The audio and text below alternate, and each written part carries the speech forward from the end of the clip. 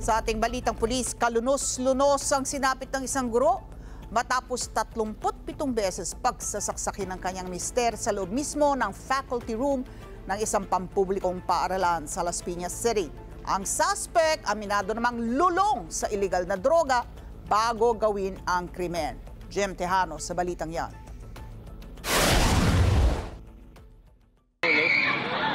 Teacher! Binulabog ng isang malagim na krimen ang mga guro't mag-aaral ng isang pampublikong paaralan sa Almanza 2, Las Piñas City, Lunes ng umaga. Pinagtulungang buhatin ang mga tauhan ng paaralan ng 51 anyos na gurong iyan makaraang pagsasaksaki sa loob mismo ng faculty room. So may nag-report po sa amin na 2 bata na may estudyante daw pong sinaksak. So binerify po namin doon sa eskwelahan. So doon po namin nalaman na teacher po ito. Naisugod pa sa ospital ang biktima pero idiniklarang dead on arrival. Ayon sa otoridad, 37 saksak sa iba't ibang parte ng katawan ang tinamo ng biktima gamit ang 12 pulgada ang haba ng patalim.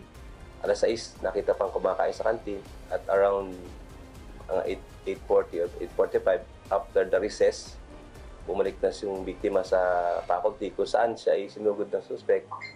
At doon na inupisahan siyang atakihin at na-witness ito ng 3 guro at isang gwardiya.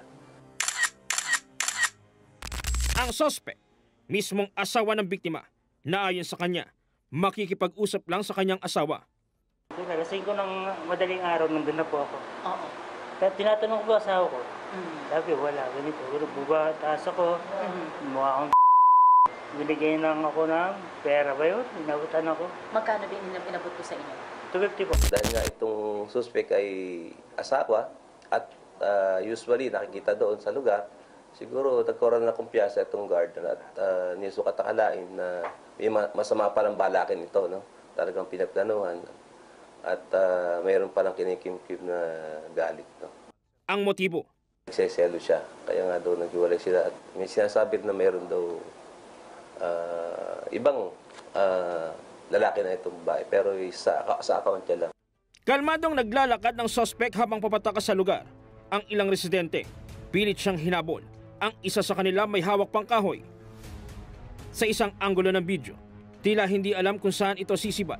Ang isang L300 na van, nakuha pa siyang banggain para pigilang makatakas. Nakuhanan din ang paghabol ng ilang guro sa suspect. Ilang metro lang ang layo mula sa eskwelahan nang makorner ang suspect.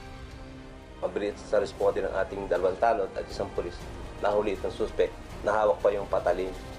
At nung siya ay nahuli, 150 meters away sa eskwelahan, at nakaipit pa sa kalikiri yung kutsilyo at sabi nga nung suspect, nung siya inuli na patay na lang daw siya at di raw siya nagsisisi. May dugo po sa paa, may dugo rin po sa kamay, then meron din po may mga talsik din po yung kanyang mga damit. Nung ma-confirm na ano po namin siya, at nung ma-confirm na po namin siya yung hinaharap namin tao, nung ina-arresto na po namin siya, umamin naman din po siya na siya yung gumawa talaga ng krimen.